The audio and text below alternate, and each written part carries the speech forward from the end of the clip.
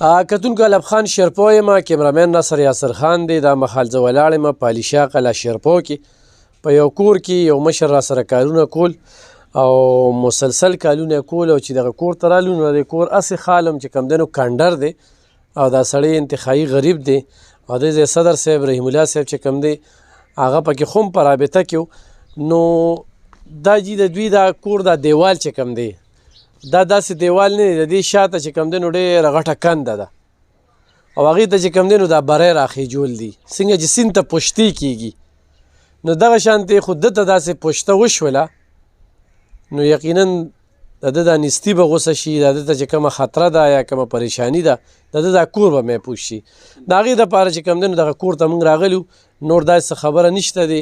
دغه سړی په لاسو خپو باندې روغ رمټ دی، ځان له مزدوري کوي، شپږ یې بچي دي، په هغې کې ژوند تېروي. خو مسله دا ده چې د دغه دیوال غم دی ورسره. رحیم الله صاحب څه به وایې په دې موقع؟ اعوذ بالله من الشیطان الرجیم، بسم الله الرحمن الرحیم. دا زمونږ ګاونډي دی، موږ سره نږدې اوسېږي خو ډېر زیات غریب دی، بچي هم ګڼ دي او بټۍ کې کار مار کوي، له شل روپاټې ګټي خو په هغې باندې له د وړو غوړو او د دغې پروګرام روان دی نو دومره پیسې د سره نشته چې دا بیا دا بریانې وکړي او دا بری ډېره زیاته ده او داسې لږه شان کړې هم ده خو نور یې پرې واره نه راځي. نو مهرباني وکړئ که فرض که څوک هم زموږ د اواز اوري نو د ده په حال دی خدای هم رحم وکړي او تاسو هم پرې رحم وکړئ او ده سره لاس امداد وکړئ د خیره سره. ډېره ډېره مننه او د الب خان صاحب زه ډېره شکریا ادا کوم چې دا په موږ ټلیفونونه مو تو کړو، شکر دی وخت یې راله راکړو او زموږ د جونګړې ته راغی او زموږ دا حال یې د خلکو ته نشر کړو. نو ډېره ډېره مننه ده. ډېره مننه. ښه جي ستاسو نوم څه دی؟ جان محمد جي. جان محمد. جان محمد ستاسو څو بچي دي؟ زما شپږ جي. بټۍ کې کار کوئ؟ او جي بټۍ کې کار کوم. په دې بری څومره خرچه راځي؟ یاره جي په دې خو تقریبا 3.5 لکه روپۍ موږ لګولې، غریبي او قرض کړې مې وې او رانه پرېوته نو اوس موږ وکړو چې را سره دغه وکړو امداد وکړو. څومره خرچه راځي؟ یاره جي دغه اوس خو پروت دی په حال نو دغه سمول بیا غواړي نو د دې نه تا ته څه خطره ده؟ د دې نه جي زموږ د کوټه دا یوه ترې پرېوته کمر او دا دیوال یې مو غورځوه، دا بله کوټه هم خرابه ده نو دا هم رانه خرابېږي. نو موږ وکړو چې را سره امداد وکړو د الله رضا لپاره نو خدای دې ورسره ښه وکړي. ستا موبایل نمبر څه دی؟ زما د موبایل نمبر دا مې تاسو ووایي جي ما سره دغه نشته، راشه لکه دا ورته ووایه. څه نمبر دی موبایل دی؟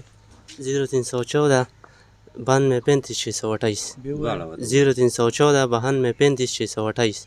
ښه کتونکو خو دوی سره مدد کوئ نو لکه دې کور ته وګوره دا یخني ده، دا پردې چې دوی لګولي دي او په دې ټول کور کې دا شپږ بچي دي، دا یوه کوټه ده هغه هم کچه ده. دا وګوره پخوانی ناوې چې کومې به لګېدلې وې دا وګوره نو دا یو صورت حال دی.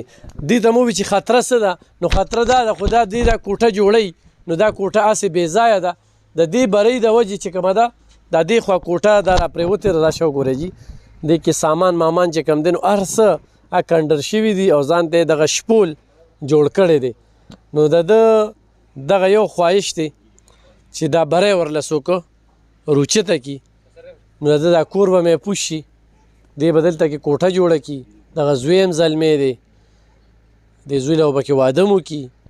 په دې ځای بیا 2 کوټې وړې وړې راځي ښکلې، ولې چې دا برۍ لږ اخوا ده او ته په دې ځای لږ ودرېږه، دا په دې ځای باندې ودرېږه، دا غونډ دا صورت حال چې کوم دی نو دا وښایه ورته.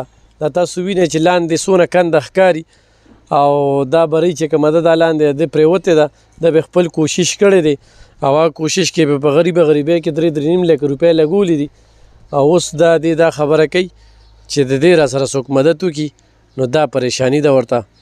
ایخ پنیغ ورسره رابطه کولی شي او حکومت نه هم ضلعي انتظامي نه هم زمونږ دغه غوښتنه ده چې دا ستاسو کار دی، په کار دې دې لپاره لږ پړ منظور شي او دې سره خو به نور کورونه هم داسې غیر محفوظ دي که نه؟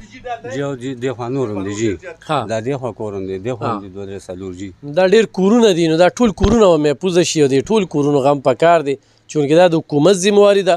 حکومت خو په دې صوبه کې شته دی نه او خزانه چې کومه ده خالي ده، فنډونه نشته، هغوی دپاره بېله چانده کول په کار دي. خو دې سړي دپاره چې کوم دی نو څه بندوبست وکړي. ډېره مننه، خوشحاله اوسئ.